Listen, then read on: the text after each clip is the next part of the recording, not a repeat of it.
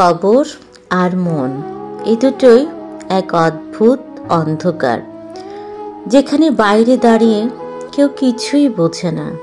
দুটোই নীরব, দুটোই স্তব্ধ, দুটোই ভিতরে জমিয়ে রাখে হাজারো মৃত স্মৃতি, যা কেউ দেখে না, দেখার সাহসও পায় না।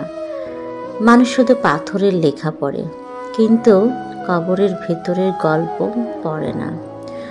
মানুষ শুধু তোমার হাসি দেখে, তোমার ভিতরের কান্না শুনতে চায় না, কারণ তারা ভয় পায় সত্যিকারের ব্যথার শব্দে। মন ঢেকে রাখা হয় হাসি দিয়ে। কবরের উপর মাটি থাকে ঢালা, মনের উপর হাসি থাকে মেখে।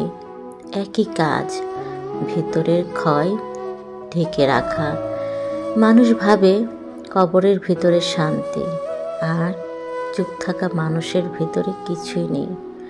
কিন্তু সত্য কথা, দুটোর ভিতরে প্রতিদিন পচে অসংখ্য না বলা কথা, অসংখ্য অসমাপ্ত ব্যথা, অসংখ্য দগদগে ঘা।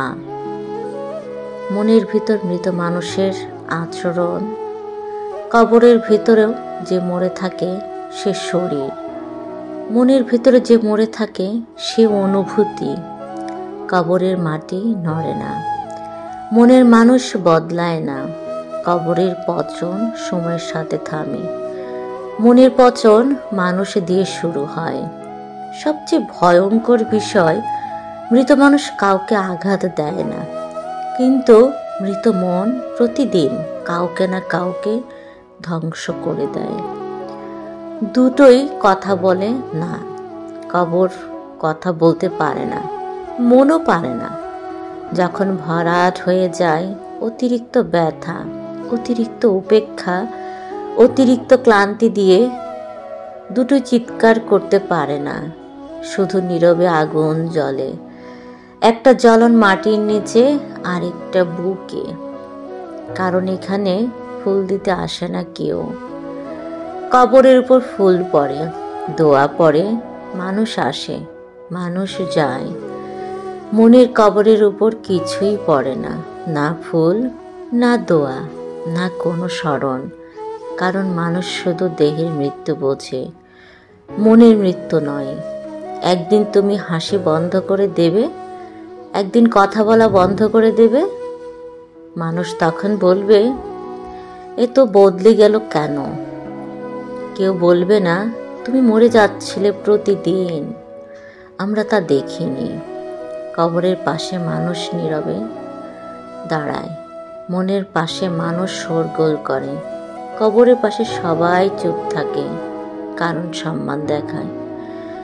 কিন্তু তোমার মন যখন ভেঙে যায়, কেউ চুপ থাকে না, বরং তখনই শুরু হয় অভিযোগ, ব্যঙ্গ, কথার খোঁচা, মনের ক্ষতটাকে আর গভীর করা। মানুষ জানে না মরার মতো নীরবতা বেঁচে থাকার ভিতরেও থাকে। কবর মাপা যায়, মনের গভীরতা যায় না।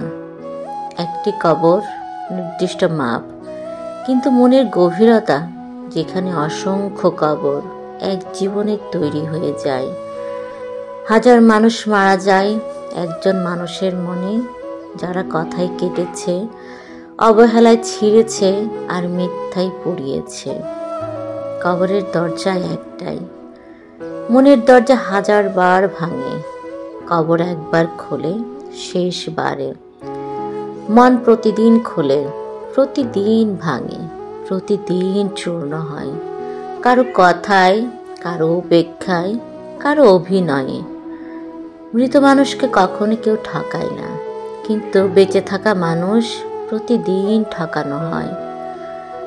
কবর ভুলে যায় সবাই, মন ভুলতে পারে না।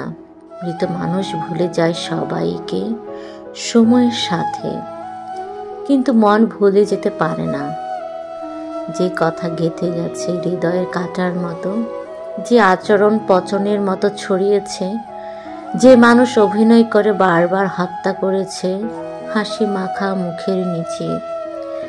কবরের উপর বৃষ্টি পড়লে ধুয়ে যায়, মনের উপর পড়লে আরো দাগ বাড়ে।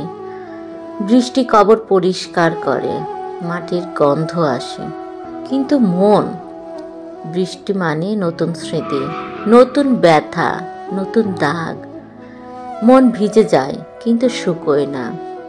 কবরের উপর মাটি পড়ে, মনের উপর মানুষ পড়ে বোঝা হয়ে। মাটির বোঝা শরীরকে চাপা দেয়, মানুষের বোঝা মনকে চাপা দেয়। অপেক্ষা, দায়িত্ব, অভিনয়, অবহেলা, দোষারোপ সব মিলে এক অদৃশ্য কবর বানায়। কবরের প্রতিশোধ, শরীরের সঙ্গে সব শেষ। মনের প্রতিশোধ, দিনের পর দিন ধীরে ধীরে যারা আঘাত দিয়েছে তাদের জীবনে ফিরে আসে বেদনার অন্য কোনো রূপে। কারণ কবরের বিচার হয় মাটির উপর, কিন্তু মনের বিচার হয় সময়ের উপর। মনের ভেতরে যন্ত্রণা থামেই না।